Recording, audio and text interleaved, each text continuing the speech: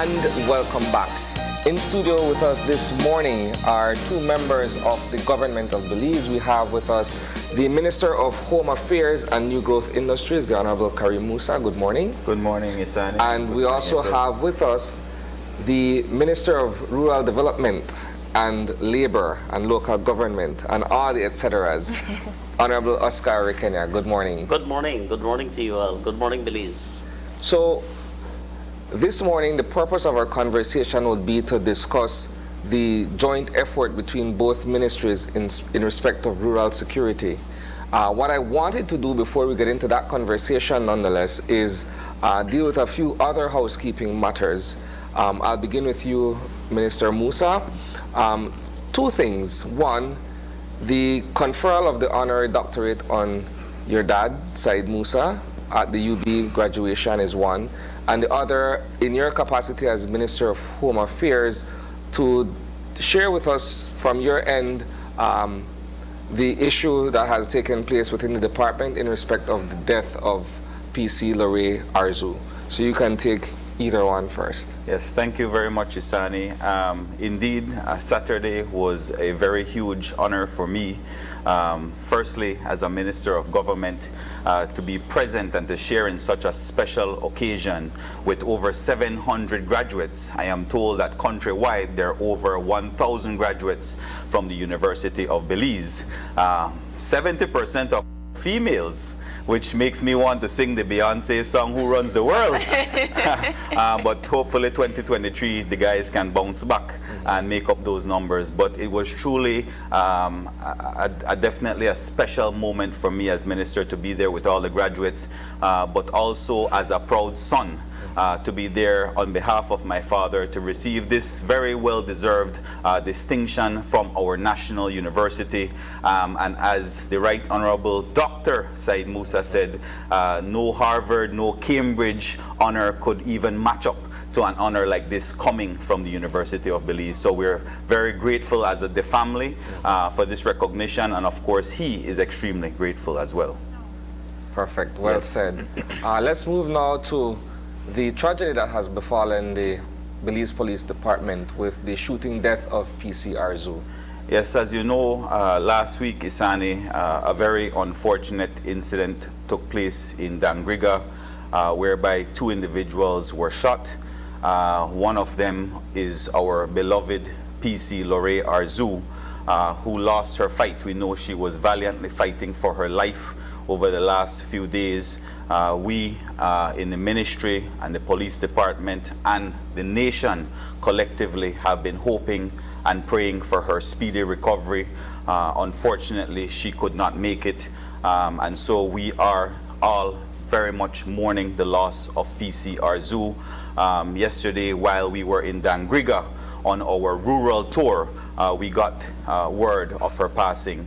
And so we were there to share in that moment with the brothers and sisters in the Dangriga formation in a moment of silence in recognition of her sacrifice as a police officer. For me, it is very near and dear because she is a member of Squad 95, and as Minister of Home Affairs, that is my first squad that graduated last December. So it's a huge loss to Squad 95 and of course to the greater police department and of course to the nation of Belize. I'd like to switch over now to you, Minister Requena. Two things as well. One, the formation of the Labor Complaints Tribunal. That announcement was made on Friday. Right. All right, with the members who make up that particular working group.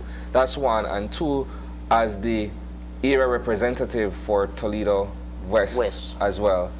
Perhaps anything in respect of the recent flood situation that, well, we're still dealing with. So you can take either one. Well, first of all, thank you very much for the opportunity. And indeed, yes, last week, we sent out a press release in which we said that, the Labor Complaints Tribunal is up and running. It's fully functional. I want to start out by saying that, there was amendment to the Labor Act in 2011 that provided for the establishment of the Labor Complaints Tribunal. Of course, that was done in 2011, and nothing really was done until 2019, when there was an appointment to to the Labor Complaints Tribunal, but that did not really get off the ground other than appointing them.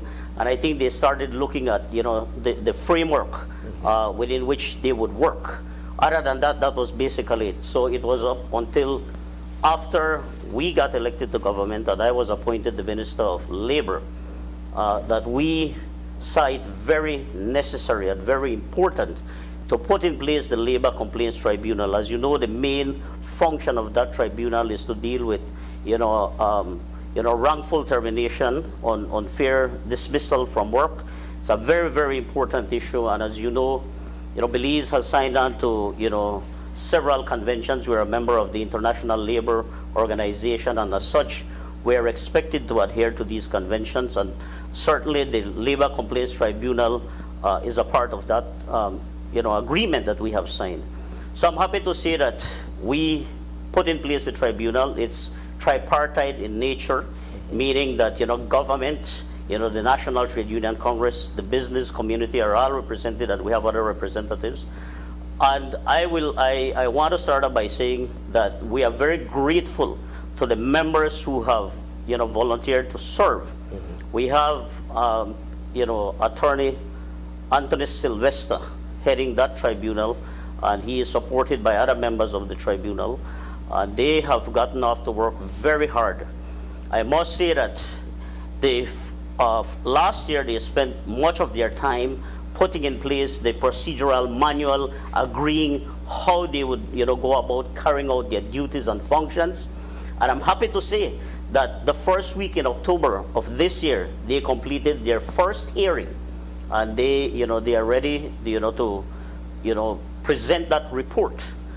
Again, there has been a lot of cases before the tribunal. I believe the number now stands at 129, I think it is, cases that we have. And certainly the tribunal is working very hard.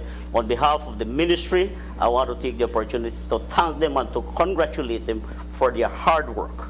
This is very, very important. We have to ensure that we take into account the issues and concerns of our labor force. Very, very important. Great. With regards to Toledo West, thankfully, thank God, last week with the passage of Tropical Storm Julia, well, I think it was a hurricane. Toledo West got a lot of rain. For the most part, the areas that were affected were just the roads. Okay. The roads continue to be an issue. The Ministry of Infrastructure Development is working very hard to address that situation, but there's still a lot of work that needs to be done. But in terms of flooding, thankfully our people were not severely impacted. I like that you touched on the roads situation, because that's kind of where my question was leading to, in terms of your collaboration with safety and rural transformation. A lot of the crime that has been happening lately has been spread out throughout rural areas. I want to start with you, Minister Musa. Can you tell us briefly, or give us some stats on the progress in rural crime activity for the past several years, and how your ministry is looking to help the rural development? Certainly. Whenever we think of crime, especially coming from the commercial and media capital of the country, we tend to look at crime solely from a Belize City perspective. Yeah. But what we have been noticing over the last few months is certainly a shift. There is now an uptick in more rural crimes. For example, I know that August and early September were fairly quiet months for the entire country of Belize when it came to violent crime. But after the 21st of September, after our celebrations, we saw an uptick. And what we have noticed towards the end of September and the first half of October is that out of the 11 murders, 8 of them happened out district, and a lot of them happened in rural communities. And so we are seeing now where a lot of the crime, the deviant behavior and criminal elements are moving outwards. And so we have to look at it, zone in from a village perspective, from a town perspective, and from a district perspective. So what we have done, you oftentimes hear us discussing this multi-sectoral approach. When we look at Belize City, we are working very closely with the Ministry of Youth, the Department of Youth Services. We're working closely with the Ministry of Education and the Ministry of Human Development. Now that we are expanding and targeting our operations across the country, we have called upon, and they have answered our call, the Minister and the Ministry of Rural Transformation. And so what we are doing is actually being very proactive. We started off the tour in Punta Gorda on Saturday, and so we had all the villages. How many villages are we talking, Minister? We have 53 villages. 53 villages, all coming together, the chairman of the villages, the alcaldes coming together, offering what they view as the solutions to crime within their community. We're seeing a lot of chopping incidents. We're seeing a lot of domestic issues, and a lot of them come out of individuals being intoxicated. There's misunderstandings, and there's this inability to have conflict resolution. And so we see where it is that we can intervene as a ministry through domestic violence campaigns, of course through greater mobility of our officers, providing them and equipping them with the resources.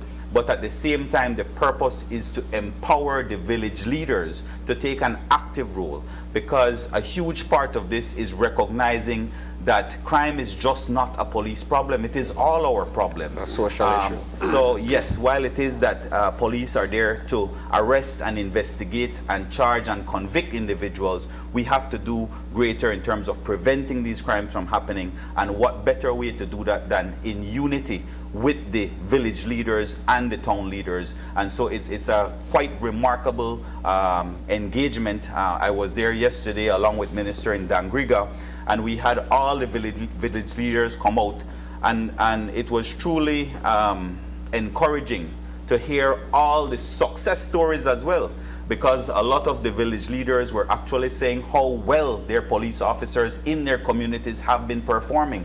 So for me as minister, that is truly encouraging, but at the same time we recognize they need greater resources in terms of mobility, visibility and patrols. That is something we're going to work on, and of course working along with the electricity company to get greater lighting in those areas that need better lighting. So truly it has gotten off a very positive note, and again we're being proactive in fighting crime rurally as well. I want to acknowledge that you did mention that it is a collaborative effort in terms of you have the Youth Service Department, you have Ministry of Education and so forth. It's no secret that when it comes to the rural development, it was left behind. And when it comes to things like access to electricity, access to drinkable water, access to school, because you have to be able to have a proper road to go to school. How are we seeing these particular areas that need to be improvement? What are we doing? Because like you rightfully mentioned, it's not just a police matter. The fact that they don't have electricity extend to numerous problems. So then how is your ministry tackling these issues? But certainly we have to tackle it, we have to approach it from a very holistic point of view. And that is the reason we have taken this approach. I think it is very important to start off with by acknowledging the facts, the statistics, that we have a little over 50% of our population living in the rural areas. And certainly the rural areas, has been left behind to a great extent. The infrastructure, health services, educational services, among many other services, really need a lot of support. And I want to say that part of our commitment under Plan Belize was really to look at the rural area, to put in place a very holistic, strategy, to ensure that we can bring up to par the rural area, so that we can engage, the citizens of the rural area, who for the most part are engaged in very productive activities in agriculture, in certainly, ensuring that they can feed the nation. But when we look at the rural area, we're talking really the entire economy. We're talking agriculture, we're talking, jobs, opportunities, we're talking health, education, water services, among others. So one of the first things that we are doing as the Ministry of Rural Transformation, we are currently working on developing a national rural strategy. We don't have one. And that is the first step we are engaged in right now. We are putting in place that plan. And certainly we're looking at how we can collaborate with other ministries. Minister was very right. We have to approach it from a very, multi-sectoral approach so that we can engage everyone in this process. That's very, very important. Currently, I will say to you that we are working very hard to ensure that we can have access to potable water for our citizens. Very, very important. Since we took over the ministry, there's significant work, in terms of drilling for new wells for farmers, drilling new wells for new water systems, certainly, cleaning existing wells. I was really surprised last week when we were talking to our technical people. We have literally gone in and airlifted, pulled out all, pumps across this country. We have serviced them and they are up and running, something that was never done for many, many years. Many years. I want to say that, for instance, education. I'm happy to say that under Plan Belize, we committed to put in place the Rural Education Fund. That is in place. Students now have better opportunities, to be able to go to high school, to be able to go to the university. If it is that they cannot pay for their fees, there is support, there is assistance. Of course, we will never have enough, but we need to make sure that we continue to grow that fund.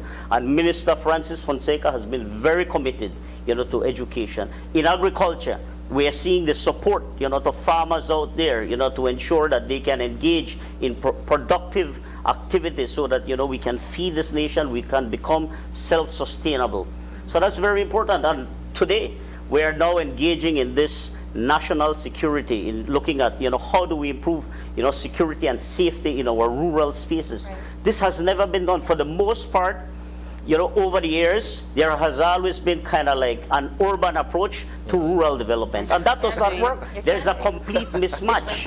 And that is why we are saying that for us, the most important thing is to develop a national rural development strategy. I was going to ask more about your different forms of collaboration with other entities, because, how can I report a crime if there is no service that I could call to report the crime? Right. And even if I do manage to get some sort of service, it's already an hour, 2 hours. How can they get to me on time? How can the assistance? And it just doesn't go with crime. It goes for emergencies as well, medical and so forth.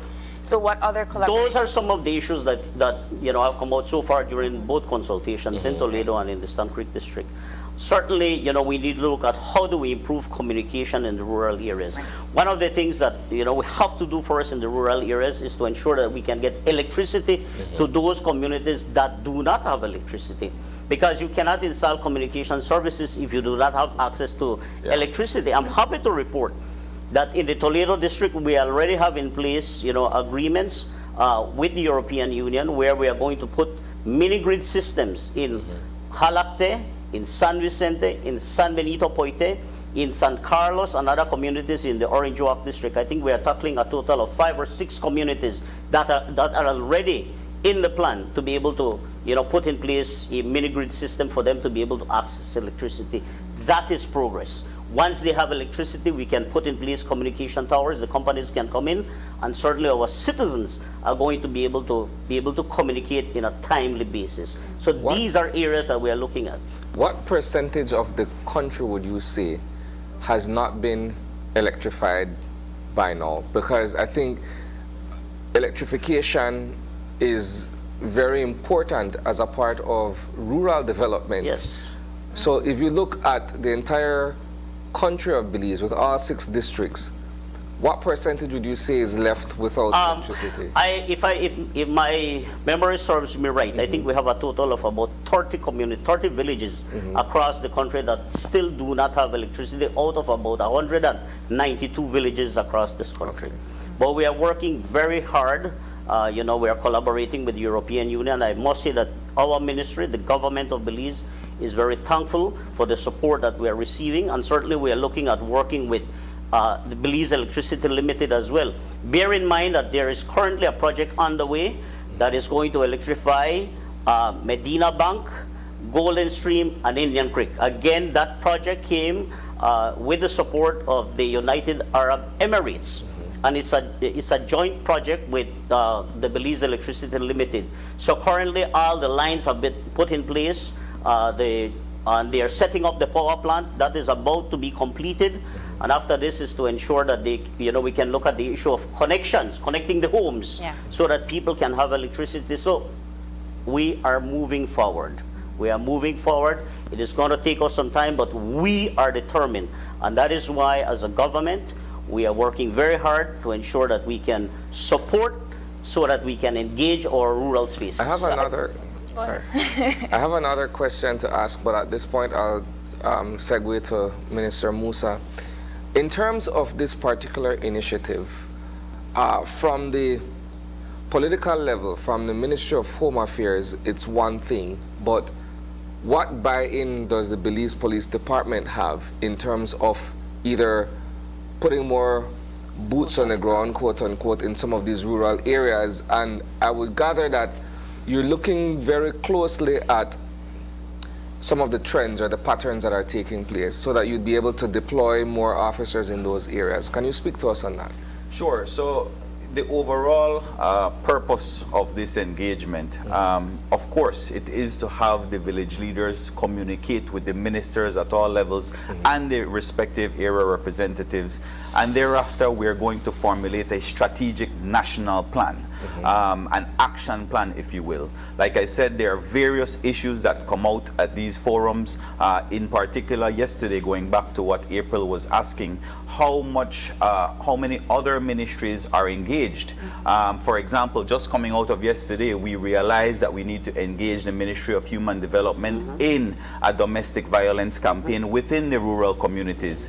We recognize that we need to communicate with the Minister of Public Utilities so that there can be better lighting in certain communities. And so while it is that those ministers are not at the head table with us, we are that filtration process. And so it's not just important for us to have ministers there, but we have our technical staff there. So minister has his technical people taking notes who will formulate the reports, as well as we have our police officers, the regional commanders, as well as the OCs from the respective communities there to take notes. And it is that collaborative effort that we will then present this national plan, and therefore we would have a course of action to take with respect to the various points that we want to tackle. I really appreciated the fact that Minister Requena mentioned that for most of the time people take an urban approach to rural areas. Yeah. It's a very different culture, right? How was your trip? Going and trekking to some of these villages, well, unfortunately, right? I couldn't make the first leg of the tour in Punta Gorda because I was at the graduation ceremony on Saturday. But going down to Dangriga, we went on the coastal road. Thankfully, the waters had subsided and we were able to pass freely. But certainly, there are challenges down south and as in other parts of the country that we need to work on better roads. Right. So in keeping with that question, you did mention that you are speaking directly to the various alcaldes in the different communities. What has that communication been like? What are the needs? What are the needs that they need to be addressed? And how are you planning to sustain this communication? Because, a lot of the times people say, then come and then go and then they forget go away. So then how do you plan to keep that communication going? Yeah, so there are low-hanging fruit that we can tackle immediately. For instance, the Commissioner of Police, who is currently in India with the national heads of commissioners worldwide, he has given a directive prior to leaving that in fact we need greater enforcement of the edge tool law, meaning you cannot have a sharp object on you. We notice again the trend in rural communities. They are resorting to chopping, they are resorting to stabbing, and so we need as a police department to tackle those issues specifically, as well as public drinking. A lot of the villages, as you know, rely on establishments getting a liquor license in order for them as a village to get revenue. And so it's a two-way street, because with greater establishments having liquor licenses, there's greater intoxication levels within these communities. And so the police is being tasked to enforce the public drinking laws within these communities. And so those are the easy ones. Now, looking ahead, we need greater mobility. I was serious, but at the same time joking with Minister. I say, you do realize we need more vehicles specifically for the rural communities.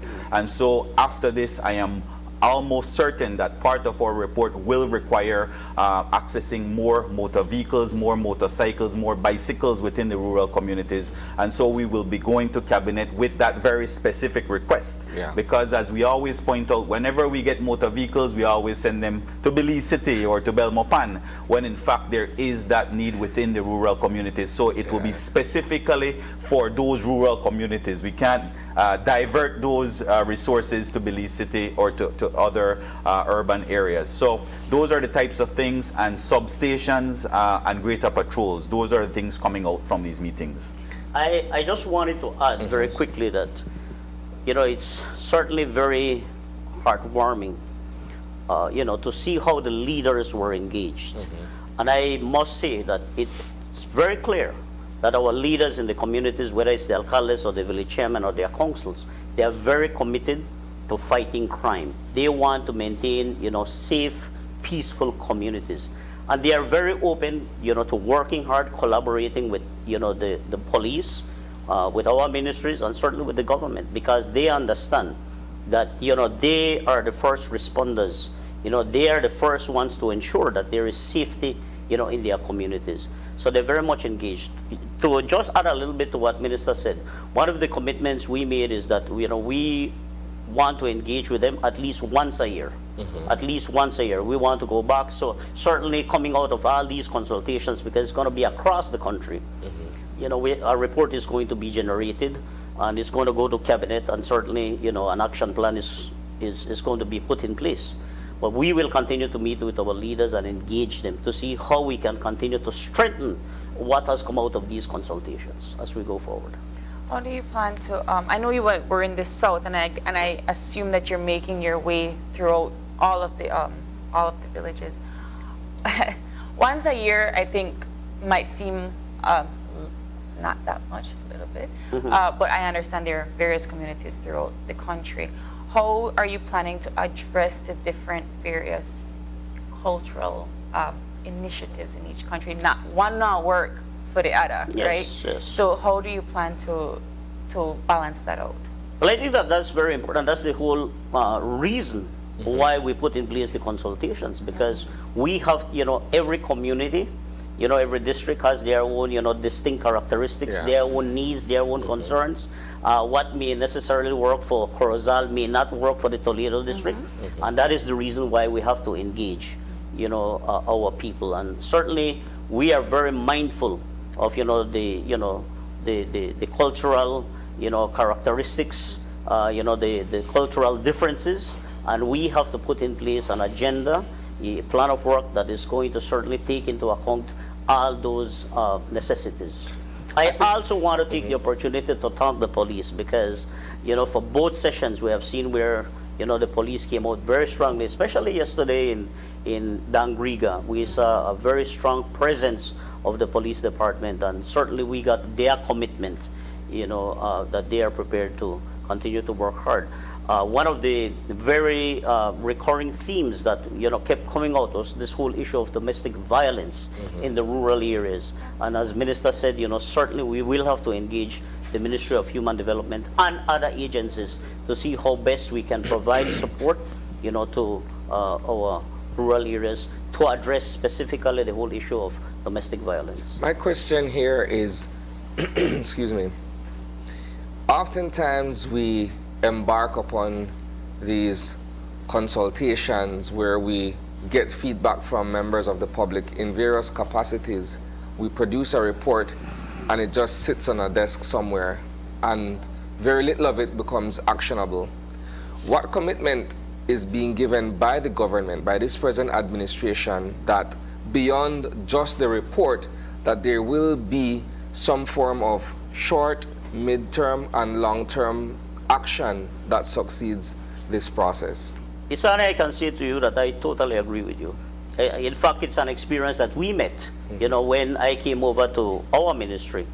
We saw, as I said, the Labor Complaints Tribunal. We saw the Labor Advisory Board, you know, and many other committees that we have in place that are very dormant. But we made a commitment to the Belizean people that we are going to be different. We are going to work hard to ensure that we turn this around. And that is why today we have the Labor Complaints Tribunal up and running and functioning.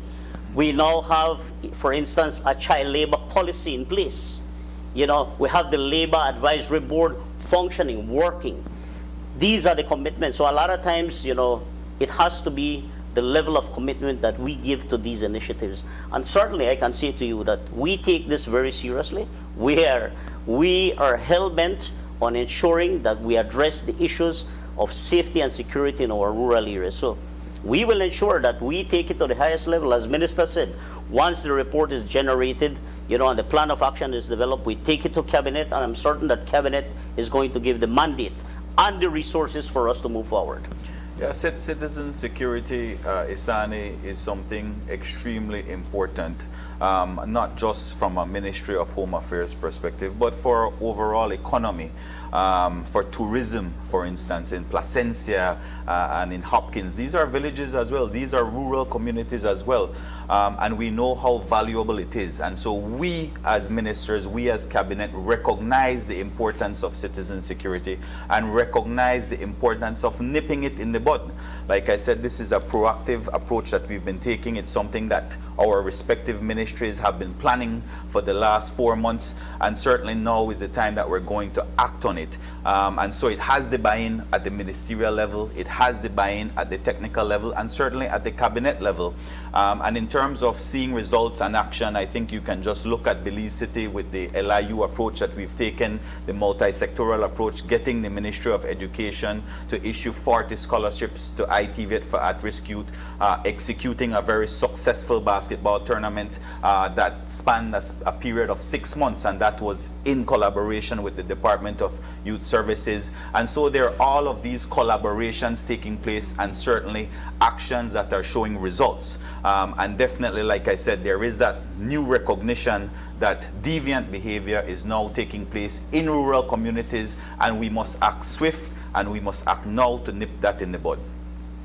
So let's hope that by next year around this time we have different results for our rural communities, and we could actually access our rural communities. I think a very important element here in this discussion is also to look at what is it that we do for our young people. Because certainly while we are speaking about addressing the whole issue of crime, we also have to ensure that we put in place programs and opportunities for our young people so that we can get them engaged in positive activities and certainly move away from the whole issue of crime. And that was going to segue to my final question, because we're here discussing the various social issues, right, in terms of alcoholism and what have you, domestic violence. But these all stem from not having opportunities and not having resources, not having the opportunities to have jobs and so forth. And naturally that you know, stems out and branches out into different various social issues. So what are the plans, if there are any, in action to provide said opportunities for people in rural areas?